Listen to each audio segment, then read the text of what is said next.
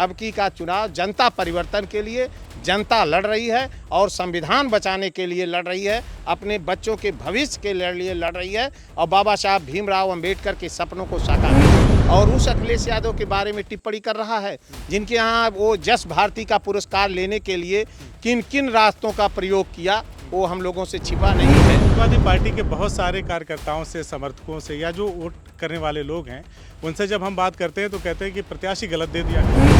जैसे 400 पार वाली रेल आ रही धड़धड़ाते हुए। अरे 400 पार अब आप देखेंगे कि पहले चरण तक 400 पार की बात करते थे और दूसरे चरण तक आते आते 400 पार की बात हो गई बंद। अखिलेश जी कह रहे हैं कि 140 करोड़ की जनता जो है अब की बार भाजपा को 140 पे सिमटा देगी।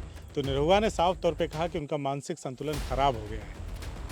अब निरहुआ के बारे में हम कुछ नहीं कहेंगे, लेकिन ये सरकार इतनी ज़्यादा बौखलाहट में है और इतनी डरी हुई है कि मेरा छोटा भाई जो एक प्रतिष्ठित व्यवसायी है, उसका प्रतिष्ठित व्यवसायी है और व्यवसाय करता है, ये सरकार ने उसको रेड कार्ड जारी किया कि ये आपराधिक प्रवृत्ति के व्यक्ति है।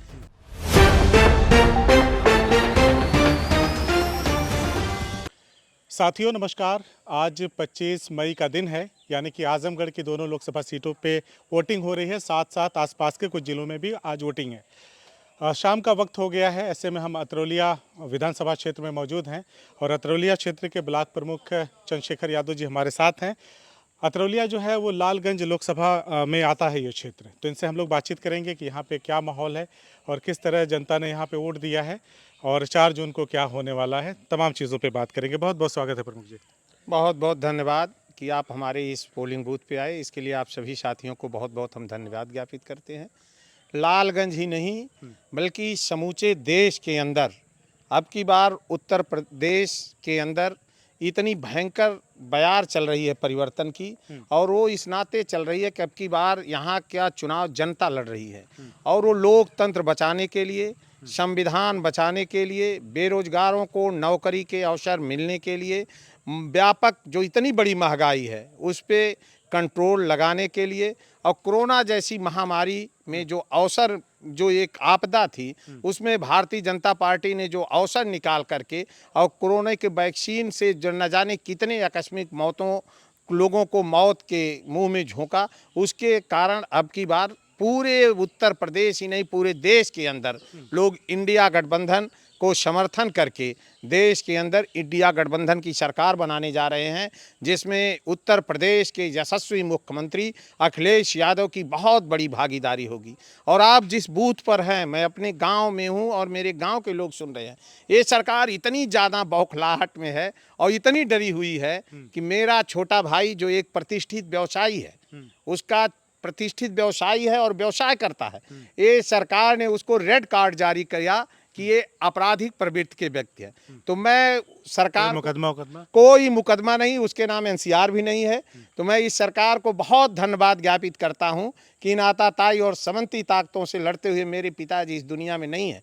तो मेरे पिताजी की आत्मा को बहुत खुशी हुई होगी कि मैं तो राजनीतिक जीवन सक्रिय राजनीति में हूँ, मुझे चाहे रेड कार्ड जारी करते, चाहे जो मुकदमा करते, तो उतनी मेरे पिताजी की आत्मा खुशी नहीं होती जो उनका सबसे छोटा लड़का है जो एक प्रतिष्ठित व्यवसायी है। उस व्यवसायी लड़के से अगर ये उत्तर प्रदेश के पुलिस प्रशासन इतना डर गया है कि उसको रेड कार्ड जारी कर रहा है, तो लगता है कि हम लोगों से भय खा गए हैं कि हम लोगों को जनता का इतना अपार समर्थन है कि हम लोगों को अगर रेड कार्ड जारी कर देते तो शायद ये सड़कों पर निकल नहीं पाते। इतनी डरी हुई ये सरकार है। बाकी अब की का चुनाव जनता परिवर्तन के लिए जनता लड़ रही है और संविधान बचाने के लिए लड़ रही है, अपने बच्चों के भविष्य के लिए लड़ रही है और बाबा साहब भीमराव अंबेडकर के सपनों को साकार करने के लिए। हो गया। हाँ, उधर से 400 पार वाली रेल आ रही धड़धड़ाते हुए। अरे 400 पार अब आप देखेंगे कि पहले चरण तक 400 पार की बात करते थे और दूसरे चरण तक आते आते 400 पार की बात हो गई बंद। और अखिलेश यादव ने ऐसी बैटिंग शुरू किया कि इनको जो धार्मिक उन्माद फैला करके भाई के बीच में नफरत की राजनीति कर रहे थे, ये बंद हो गए। अब 400 पार की बात नहीं कर रहे हैं, बल्कि 400 पार के बाद जो उधर की सीटें हैं उतनी पा जाएं, 400 पार के बाद बचेगी 147। 147 बचाने के लिए लड़ रहे हैं और उत्तर प्रदेश से तो इनका सफाया होने जा रहा है। यही बात मैंने आजमगढ़ के सांसद जो है भाजपा प्रत्याशी दिनेश लाल यादव निरहुआ से जब मैंने पूछा कि अखिलेश जी कह रहे हैं कि 140 करोड़ की जनता जो है अब की बार भाजपा को 140 पे सिमटा देगी, तो निरहुआ ने साफ तौर पे कहा कि उनका मानसिक संतुलन खराब हो गया है। अब निरहुआ के बारे में हम कुछ नहीं कहेंगे, लेकिन देश की जनता ने अगर उसको संसद में भेजा है तो उसको अपने लोकतांत्रिक मूल्यों का ध्यान रखना चाहिए। ये दुर्भाग्य ही था कि सामाजिक न्याय के योद्धा धर्मेंद्र यादव चुनाव हार गए, लेकिन अब की 22 के उपचुनाव में वो चुनाव हार गए, लेकिन अब की बार अखिलेश यादव के एक सिपाही धर्मेंद्र यादव के मुकाबले में वो कितनी दूर जाके खड़ा होगा कि वो उसको अपनी राजनीतिक हैसियत पता चल जाएगी। और उस अखिलेश यादव के बारे में टिप्पणी कर रहा है जिनके यहाँ वो जस भारती का पुरस्कार लेने के लिए किन किन रास्तों का प्रयोग किया, वो हम लोगों से छिपा नहीं है।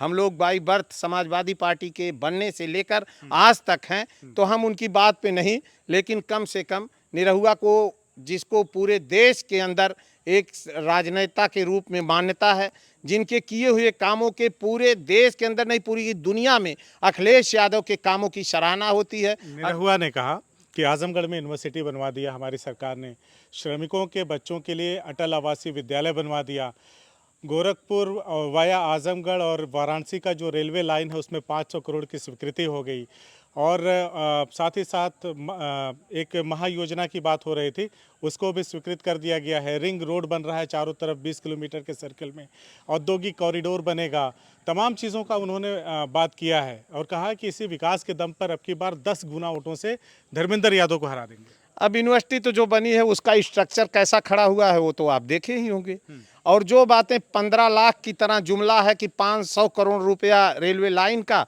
अभी वो धरातल पे कहीं दिखाई दे रहा हो तो आप बताइए। कॉरिडोर कहाँ पे बन रहा है वो भी कहीं दिखाई दे रहा हो। पूर्वांचल एक्सप्रेसवे के आसपास की जो जमीनें होंगी उसका अधिग्रहण करके औद्योगिक कॉरिडोर बनाने की बातचीत चल रही है।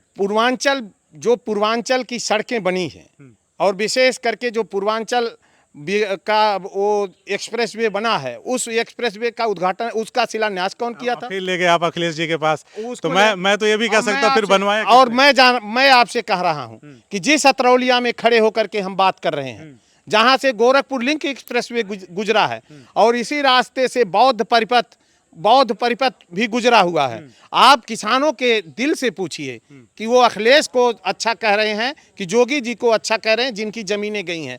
और हमारे अगर एक्सप्रेसवे की बात करेंगे तो हम आपसे निवेदन करेंगे कि अखिलेश यादव ने जो एक्सप्रेसवे बनवाया था, आगरा से लखनऊ एक्सप्रेसवे, उसकी गुणवत्ता देख लीजिए, और जो अखिलेश यादव ने पैसा अलॉट किया था उस पैसे को किस तरह से दोहन किया गया, किस तरह से जिग जैग किया गया, इनके किस तरह से साइड लेन को पतला कर दिया गया।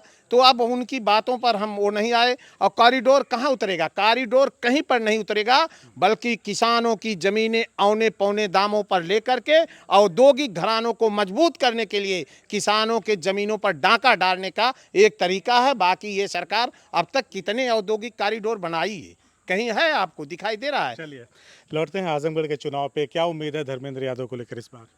धर्मेंद्र यादव अब की बार ऐतिहासिक मतों से जीतेंगे और निश्चित रूप से समाजवादी पार्टी की जो जीत होगी उसमें राष्ट्रीय अध्यक्ष अखिलेश यादव के बाद धर्मेंद्र यादव कम से कम 3-4 लाख मतों से आजमगढ़ की जनता उन्हें संसद बनाने जा रही है। क्योंकि अब की बार तो जो बदलाव का वोट धर्मेंद्र यादव को पड़ रहा, वो पड़ ही रहा है। पिछली दफ़ा जो गलती से एक्सीडेंटल हार धर्मेंद्र यादव की हो गई थी, उस गुस्से को भी अब की बार आजमगढ़ की जनता ईवीएम में उतारने का काम की है और धर्मेंद्र यादव की ऐतिहासिक जीत होगी। चलिए, धर्मेंद्र जी का तो हो गया। लोकसभा लालगंज के लिए कहा जा रहा है कि यहाँ के जो समाजवादी पार्टी के प्रत्याशी हैं उन्होंने पहले समय में ऐसे ऐसे कांड किए हैं, ऐसे ऐसे काम किए। कांड से मेरा तात्पर्य ये है, बहुत सारी हिंदू मुसलमान वाली थ्योरी के ऊपर मैं जा रहा था। इस तरह की चीज़ें हुई हैं, कहा जा रहा है कि उनकी सीट पूरी तरह से फंसी हुई है। ऐसा कुछ नहीं है, ये समाजवादियों का गढ़ है। और जब बारात में कोई दूल्हा, समाजवादी पार्टी के बहुत सारे कार्यकर्ताओं से, समर्थकों से, या जो वोट करने वाले लोग हैं उनसे जब हम बात करते हैं तो कहते हैं कि प्रत्याशी गलत दे दिया अखिलेश ने। एक परिवार में अगर कई बर्तन रखे हों तो आपस में खटकते हैं, लेकिन इसका नहीं मतलब कि बर्तन कहीं फेंका जाता। तो लोगों की भावना कहीं गलत तो समाज गलत ना बढ़ जाए आप लोगों। ऐसा कुछ नहीं है। समाजवादी असली वो हैं, श्रद्धेय नेताजी कहते थे कि ये एक कमरे में अगर बंद हैं 5 समाजवादी और बाहर निकल रहे हो, अगर उनके कुर्ते न फाटे हों तो असली समाजवादी नहीं है। वो बहस करेंगे लेकिन भारतीय जनता पार्टी के खिलाफ आदरणीय अखिलेश यादव के नेतृत्व में मतदान करेंगे और दरोगा प्रसाद सरोज की भी ऐतिहासिक मतों से जीत होगी। चलिए, आप पूरे देश का ही काया पलट करके बता रहे हैं कि इस बार देश में सत्ता परिवर्तन होगा, उत्तर प्रदेश में भी अखिलेश यादव बहुत सारी सीटें जीतेंगे, तो कौन से ऐसे फैक्टर मानते हैं, मेरा आखिरी सवाल है आपसे, कौन सा ऐसा फैक्टर मानते हैं जो जनता बीजेपी का इतना विरोध हो रहा है कि जनता बीजेपी को ना वोट करके इंडिया गठबंधन को वोट कर रहा है? ये इनके समय में सबसे बड़ी चीज़, नौकरियों के जितने पेपर हुए या तो पेपर आउट हो गए, भर्ती हो नहीं पाई।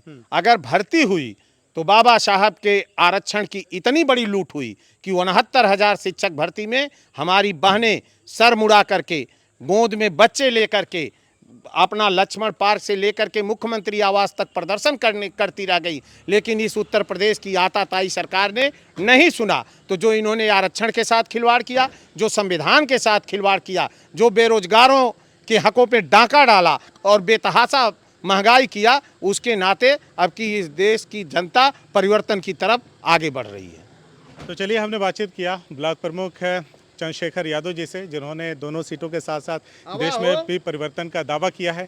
इनका दावा कितना सच साबित होता है ये 4 जून को पता चल जाएगा। बहरहाल, हमसे बातचीत करने के लिए बहुत बहुत धन्यवाद आपको, बहुत धन्यवाद। CIB इंडिया न्यूज की सभी खबरों को देखने के लिए लाल रंग की बटन को दबाकर चैनल को सब्सक्राइब जरूर करें, घंटी जरूर दबाएं ताकि हमारी सभी खबरों के नोटिफिकेशंस आप तक पहुंचते रहें।